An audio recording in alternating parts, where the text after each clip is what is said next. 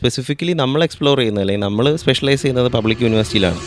Recent ആയിട്ട് നമ്മൾ കുറച്ച് പ്രൈവറ്റ് യൂണിവേഴ്സിറ്റീസിലേക്കും കൂടെ സ്റ്റുഡൻസിന് ഹെൽപ്പ് ചെയ്ത് കൊടുത്തിട്ടുണ്ട്. ഓക്കെ. റീസെൻ്റ്ലി ഒരു 1-2 സ്റ്റുഡൻസ് എൻ്റെ അടുത്ത് വന്ന് അവരുടെ വിസ റിജക്റ്റ് ആയിട്ട് വന്നതാണ് ലെറ്റർ ഓഫ് മോട്ടിവേഷൻ എഴുതാൻ വേണ്ടിയിട്ട്. എന്താണെന്ന് വെച്ചാൽ ഇവരെല്ലാവരും സം സ്പെസിഫിക് ഏജൻസിയുടെ അടുത്ത് പോയതായിരുന്നു. അവർ പ്രൈവറ്റ് യൂണിവേഴ്സിറ്റിയിലേക്ക് അപ്ലൈ ചെയ്യാൻ വേണ്ടിയിട്ട് ഈ സ്റ്റുഡൻസിൻ്റെ അടുത്ത് 1.5 ലക്ഷം രൂപ അങ്ങനെ ചാർജ് ചെയ്തു. പക്ഷേ നിങ്ങൾ മനസ്സിലാക്കേണ്ട ഒരു കാര്യം, പ്രൈവറ്റ് യൂണിവേഴ്സിറ്റിയിലേക്ക് നിങ്ങൾ വെറുതെ ഒരു ക്വയറി ഇട്ടിട്ടുണ്ടെങ്കിൽ അവർ തന്നെ നിങ്ങളുടെ എല്ലാ കാര്യങ്ങളും ചെയ്തു തരും. അപ്പം ഈ സ്റ്റുഡൻസിന് പല ആൾക്കാർക്കും ഇതിനെ പറ്റിയിട്ട് ഒരു ധാരണയുമില്ല. പല സ്ഥലത്തുനിന്നും കേട്ട റാൻഡം ആയിട്ടുള്ള കാര്യങ്ങൾ മാത്രമേ ഉള്ളൂ. അപ്പം actually I say we were forced to do private universities for them. അപ്പോൾ എങ്ങനത്തെ ഒരു കാൻഡിഡേറ്റ് വരുമ്പോഴാണ് ഈ ഒരു പ്രൈവറ്റ് യൂണിവേഴ്സിറ്റി പ്രിഫർ ചെയ്യുന്നത്? നമ്മളിപ്പോൾ പബ്ലിക് യൂണിവേഴ്സിറ്റീസ് എങ്ങനെ കൊടുക്കുന്നു, അതായത് നമ്മൾ ഈ കുട്ടികൾക്കൊരു പ്രോപ്പർ ആയിട്ടുള്ള ഒരു അണ്ടർസ്റ്റാൻഡിങ് കൊടുക്കുന്നു, കോഴ്സിനെ പറ്റിയിട്ട് പറഞ്ഞു കൊടുക്കുന്നു, യൂണിവേഴ്സിറ്റിൻ്റെ ലൊക്കേഷനെ പറ്റി പറയുന്നു. അപ്പോൾ ആ ഒരു പെർസ്പെക്റ്റീവാണ്, അതായത് അതിലേക്കും ഒരു അക്കാദമിക് പെർസ്പെക്റ്റീവാണ് ഞാൻ കൊണ്ടുവരാൻ വേണ്ടിയിട്ട് നോക്കുന്നത്.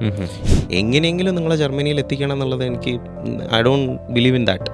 നിങ്ങൾ അവിടെ പോകുന്നുണ്ട് എന്നുണ്ടെങ്കിൽ നിങ്ങളുടെ ലൈഫിൽ ഒരു പോസിറ്റീവ് ഇമ്പാക്റ്റ് ഉണ്ടായിരിക്കണം. Okay, right. അതിന് വളരെ സ്പെസിഫിക് ആയിട്ട് റിസർച്ച് ഇവിടുന്ന് ചെയ്തിട്ട് വേണം പോകാൻ വേണ്ടിയിട്ട്. Will help you for that. Okay, right. ആ ഒരു പെർസ്പെക്റ്റീവിലേക്ക് നിങ്ങളുടെ റിസർച്ച് ചെയ്യാൻ വേണ്ടിയിട്ടും പ്രൈവറ്റ് യൂണിവേഴ്സിറ്റീസിലേക്കുള്ള അഡ്മിഷനും നമുക്ക് ഹെൽപ്പ് ചെയ്ത് തരാൻ ചെയ്യാൻ പറ്റും.